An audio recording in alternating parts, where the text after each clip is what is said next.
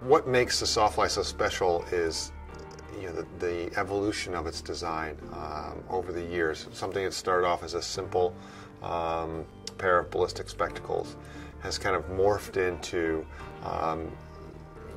something that's bigger than the sum of its parts. A couple of examples: the nose piece.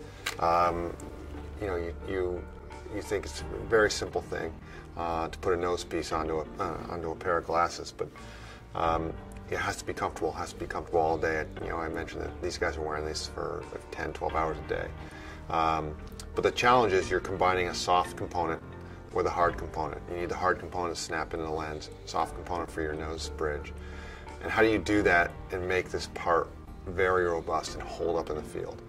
Well, we designed the tool to make this and to inject both materials at the same time, and they're chemically bonded together so they won't come apart. So two materials essentially in one part acts as one part. So small little change over the years to Sawfly of how we used to glue the soft part on. Now it's all molded in one operation. The temple arms on the Sawfly, it's a small detail, but if you have spectacles that have thick temple arms and you're trying to use communication skiers, headphones, when those things seat on your ears, you create a gap between the temple and the headphones, and noise leaks in, and you can't acquire the sounds that you need to acquire. So we took the Sawfly arms and thinned them out, made them robust, but thinned them out so that when you put headphones on or comms devices on, it still has that great seal, so you're not going to get any noise leakage in there. When we look at all the different versions of Sawfly, it really is almost by country specific.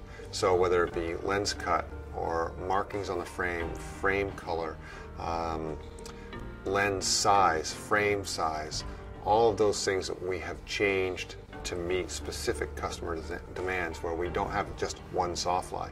We may call it Sawfly, but the Sawfly for Germany looks much different than the Sawfly for the US. And it goes back to the whole willingness to meet the customer's requests. That sort of change, those sort of iterations and configurations are kind of second nature to us. We've gone further in terms of the lens design and the thickness of the lens to up that level of ballistic protection. We've gone further with the coatings that we use on a lens so that you get a lens that lasts a lot longer than, say, our competitors do.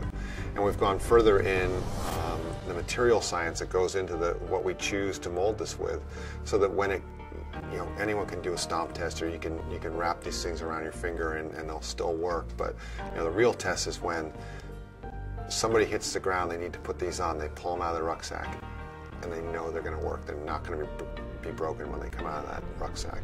That's the real test, and that's what we're striving for. Not meeting that specific requirement for a subjective test. It's making sure that they're the best.